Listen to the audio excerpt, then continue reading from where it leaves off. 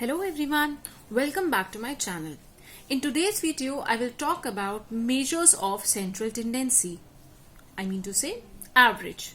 They are also known as measures of location.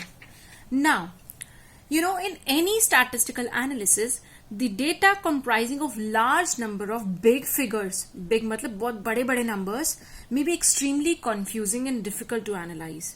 So, the one way to minimize the complexity of the data and to make it comparable, to reduce it to one figure, we use measures of central tendency. Because this measure of central tendency or average represent the entire data. अगर हम data analysis की बात करें, अगर उस तरह के data set के अंदर बहुत बड़े बड़े फिगर्स हैं, तो जो बड़े बड़े फिगर्स हैं हमारे काम को बहुत कंफ्यूजिंग और कॉम्प्लेक्स बना देंगे. तो हमें ऐसे नंबर की जरूरत है, ऐसे डेटा की जरूरत है जो कि इस सारे डेटा को एक फिगर के रूप में, मतलब एक फिगर जो सारे डेटा को रिप्रेजेंट कर सके. यही एक figure is measure of central tendency and it will summarise the entire given data set. So what is an average? According to Clark and Secrist, an average is a single value, एक ऐसी single value है जो कि पूरे whole of the figures को describe करता है. Average एक ऐसी सिंगल वैल्यू है that describe the whole of the figures, whole of the data set. According to the words of the Croxton and Cowden, an average is a single value within the range of the data that is used to represent all the values in the series. Croxton and Cowden के हिसाब से average एक ऐसी single value है जो कि data की range के विद इन ही है और वो सारे डेटा को बहुत अच्छे से रिप्रेजेंट करता है. तो यही है मेजर्स ऑफ सेंट्रल टेंडेंसी और मेजर्स ऑफ लोकेशन और एन एवरेज. एक अच्छे एवरेज के फीचर्स क्या हैं? What are the characteristics of a good average? एक अच्छा average should be rigidly defined, it should be easy to compute. वो रिजिडली डिफाइंड होना चाहिए इन द सेंस जो उसे कैलकुलेट कर रहा है, जो ऑब्जर्वर है, जो एस्टिमेटर है, उसके मेयर एक उसकी सोच, उसकी एस्टिमेशन पे बेस नहीं है. इसको प्रॉपर तरीके से with the help of some formula, एक फॉर्मेट के साथ, एक स्ट्रक्चर के साथ कैलकुलेट किया गया है. ये क्या एक अच्छा एवरेज वो है that is easy to calculate. If the calculation is so complex then average is of no use, nobody will use it. Then further it should be easy to understand. आप उस एवरेज वो किस तरह से data को represent कर रहा है, वो आपको क्या कन्वे करना चाह रहा है, ये आसान होना चाहिए समझना. Then it is a good average and it should be based on all observation. सभी नंबर्स, अगर मैं स्टूडेंट्स के मार्क्स की बात करूं तो पूरी क्लास के मार्क्स की बात हो तभी माना जाता है कि ये अगर वो पूरी क्लास के स्टूडेंट्स के मार्क्स को रिप्रेजेंट करता हो तो ही वो एक अच्छा एवरेज है. सो अगर ऐसा नहीं है, अगर the data is not based on all the values या ऑल द फिगर्स या ऑल द ऑब्जर्वेशन, देन वो पूरे ग्रुप को रिप्रेजेंट ही नहीं करेगा. तो इसीलिए एक अच्छा एवरेज वो है जो कि सभी ऑब्जर्वेशंस के ऊपर बेस्ड है. देन एवरेज को हम सिर्फ एवरेज कैलकुलेट करके सोच छोड़ दें और कहीं ये हमारा निकल गया कंक्लूजन, हमारी स्टडी एनालिसिस कंप्लीट हो गया, तो ये वेस्ट है. एक एवरेज अपने आप में पूरी बात कन्वे नहीं करता है. तो एक एवरेज एक अच्छा एवरेज तब होता है जब हम उस पर फर्दर एल्जेब्रिक ट्रीटमेंट कर सके ताकि हम अपने स्टैटिस्टिकल एनालिसिस, अपने रिसर्च वर्क में आगे बढ़ सकें. तो हमारा एक average it will be treated as, it will be termed as a good average only if it is capable of further algebraic treatment. Then it should not be unduly affected by extreme observation. अगर मैं बात करूं एक बहुत richest person की और बाकी सब नॉर्मल कैटेगरी में है, तो वो रिचेस्ट पर्सन की जो इनकम है वो बाकियों की इनकम के साथ जब टोटल करके मैं मीन निकालना चाहूंगी तो सारा आपका आंसर ही वो पूरा जो निकल कर आएगा कि एक पूरे डेटा सेट की जो रिप्रेजेंटेटिव इनकम निकल कर आएगी वो सभी को रिप्रेजेंट नहीं करेगी, क्योंकि बहुत सारे लोग बिलो द पॉवर्टी लाइन है, बट एक पर्सन के रिचेस्ट होने की वजह से सबका कैलकुलेशन गड़बड़ हो गया, आंसर गलत निकल कर आया.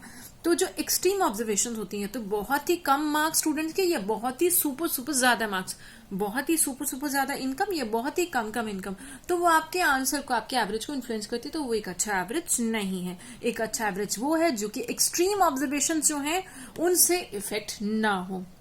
फर्दर आपका एक एवरेज तब अच्छा एवरेज माना जाता है जब वो सैम्पलिंग में आने वाली फ्लक्चुएशन से भी इन्फ्लुएंस ना हो. मान लो मैंने पूरे स्कूल का डेटाबेस पिक किया, मैंने हर क्लास से कुछ बच्चों के सैंपल पिक किए, तो जब मैंने अपने सैंपल्स एक बार लिए, मेरी स्टडी ठीक नहीं हुई, मैंने सोचा दोबारा से रीस्टार्ट करती हूँ, मैंने इस बार कोई अनदर सेट ऑफ सैंपल ले लिया, तो मेरा आंसर टोटली डिफरेंट आ रहा है. तो दिस मीन्स मेरा चूज किया गया एवरेज एक अच्छा एवरेज नहीं था. एक एवरेज गुड एवरेज तब माना जाता है जब उसके आंसर पे, उसकी वैल्यू पे कोई भी इंपैक्ट ना पड़े, चाहे मैं सैंपल ए वाला सेट लूं या सैंपल बी लूं या सैंपल सी लूं, आपके आंसर पर इंपैक्ट नहीं पड़ता है तो वो एक गुड एवरेज है. Now what are the measures, the various measures, the types of the average, the types of the measures of central tendency. तो हम जब बात करते हैं एवरेजेस की, तो एवरेजेस को हम दो तरीके से देख सकते हैं. One category is called mathematical averages and the other category is called positional averages, कि वो आपके डेटा सेट में कौन सी पोजीशन पर है. So the mathematical averages are arithmetic mean, geometric mean, harmonic mean. In my upcoming videos, I will be talking about all these averages, be it mathematical average or the positional average. I will be covering the calculation part of all these averages. So the mathematical averages are of three types: arithmetic mean, geometric mean and harmonic mean. And what are the positional averages?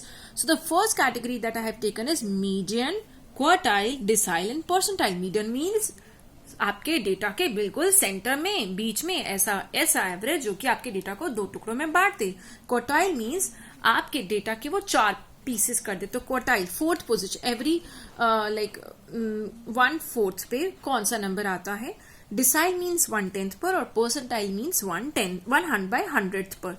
Then mode का मतलब है कौन सा ऐसा data है जो बार बार अकर कर रहा है, वो होता है आपका mode. Now what are the objectives of averaging. मैं अल्टीमेटली एवरेजिंग करूं तो क्यों करूं, मैं एवरेज क्यों निकालूं. मेरा एवरेज करने का पहला पर्पस ये है कि मुझे एक ऐसा फिगर चाहिए, एक ऐसी सेंट्रल वैल्यू चाहिए जो कि मेरे पूरे ग्रुप को, पूरी डेटा सेट को रिप्रेजेंट करे. नंबर 2, मैं 2 या 2 से ज्यादा डेटास को आपस में कंपेयर भी कर सकूं. मैं एक कंट्री की इनकम लेवल को दूसरी कंट्री की इनकम लेवल और तीसरी कंपनी की इनकम लेवल आपस में कंपेयर कर सकूं. ब्रीफ डिस्क्रिप्शन, एक एवरेज जो होता है वो मुझे पूरे डेटा सेट के बारे में कुछ ब्रीफली इंफॉर्मेशन, कुछ ब्रीफली डिस्क्रिप्शन देता है.